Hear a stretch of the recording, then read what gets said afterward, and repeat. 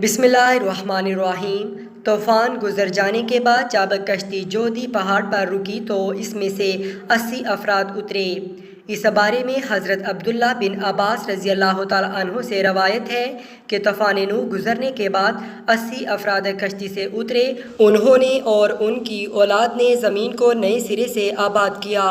وہی لوگ طوفان گزرنے کے بعد اس دنیا کے باشندے تھے۔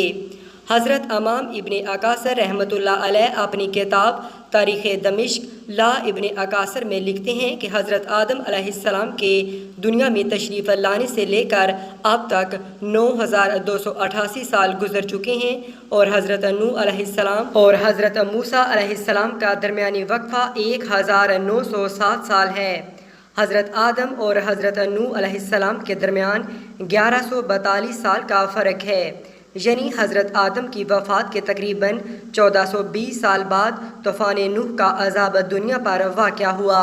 جب یہ 80 لوگ کشتی سے اترے تو یہ شروع میں بابل کے ارد گرد آباد ہوئے، اور وہاں انہوں نے ایک بازار بھی قائم کیا جس کو سوق شمعانین یعنی 80 افراد کا بازار کہا جانے لگا۔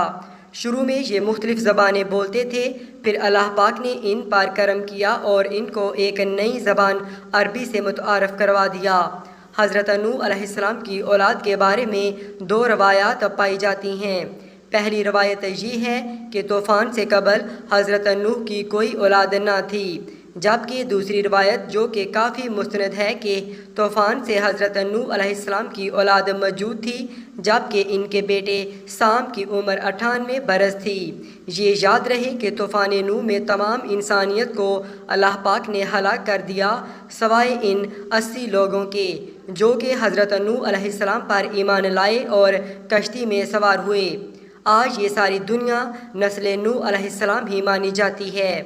اللہ پاک قرآن پاک میں فرماتا ہے، حضرت ابن عباس رضی اللہ تعالیٰ عنہ سے روایت ہے کہ حضرت نوح علیہ السلام کے 4 بیٹے پیدا ہوئے تھے، سام، حام، یاسف اور کنان۔ حضرت سام کی اولاد سفید اور گندمی رنگ کی پیدا ہوئی، حضرت حام کی اولاد کالی پیدا ہوئی، تیسرے بیٹے حضرت یاسف کی اولاد سرخی مائل پیدا ہوئی، اور چوتھا بیٹا کنان تھا جو کہ طوفان نوح میں ہی غرق ہوا تھا۔ حضرت ابو قتادہ سے روایت ہے، تمام انسان حضرت نوح علیہ السلام کی ہی اولاد ہیں، چنانچہ یہ 80 افراد کی اولاد بڑھتے بڑھتے 1 لاکھ تک پہنچ گئی، اور انہوں نے بابل کو اپنا مسکن بنا لیا۔ جب جگہ تنگ پڑنے لگی تو یہ لوگ دوسرے علاقوں کی طرف بھی ہجرت کرنے لگ گئے۔ حضرت نوح علیہ السلام کے 3 بیٹوں کا ذکر جو ہم پہلے بھی کر چکے ہیں، آپ کو بتاتے چلیں کہ سام کو ایشیا، حام کو افریقہ اور یاسف کو یورپ کا جد امجد کہا جاتا ہے۔ اس بات کو تاریخ کی تقریباً تمام کتب میں ہی بیان کیا گیا ہے، یہاں تک کہ مغربی تاریخ دان بھی اس کو مانتے ہیں کہ اس وقت جو ہم دنیا میں موجود اقوام ہیں سب کی سب حضرت نوح علیہ السلام کے انہی 3 بیٹوں کی اولاد سے ہیں۔ حضرت نوح علیہ السلام کے 3 بیٹوں میں سے حضرت سام کو یہ اعزاز حاصل ہے کہ طوفان کے آنے کے بعد تمام انبیاء انہی کی نسل سے تھے۔ آئیے دوستو، سب سے پہلے حضرت نوح علیہ السلام کے بیٹے حضرت سام کی اولاد کا ذکر کرتے ہیں۔ حضرت سام کے بیٹوں کی تعداد تاریخ کی کتابوں میں متفقہ علیہ 11 بیان کی گئی ہے، جن کے نام ایلام، کہتان، اسور، عاد، کتبہ، ارفکسد، نود، کے، یود، ارشد اور ارام بیان ہوتے ہیں۔ ان میں سے ارام کے 4 بیٹے تھے جن کے نام اوس، جتر، ہول اور حس تھے۔ جتر کے بیٹے کا نام سمود تھا، یہی حضرت صالح علیہ السلام تھے اور آپ قوم عاد کے پیغمبر تھے۔ اوس کے 2 بیٹے تھے، ان میں سے ایک کا نام عاد اور دوسرے کا نام ابیل تھا۔ عاد سے ہی قوم عاد وجود میں آئی۔ ابیل کے بیٹے یثرب نے ایک بستی آباد کی تھی جو اس کے نام کی مناسبت سے یثرب مشہور ہوئی، لیکن جب نبی مکرم حضرت محمد مصطفیٰ صلی اللہ علیہ وآلہ وسلم نے مکہ سے یثرب ہجرت کی تو اس کا نام مدینہ منورہ رکھ دیا گیا۔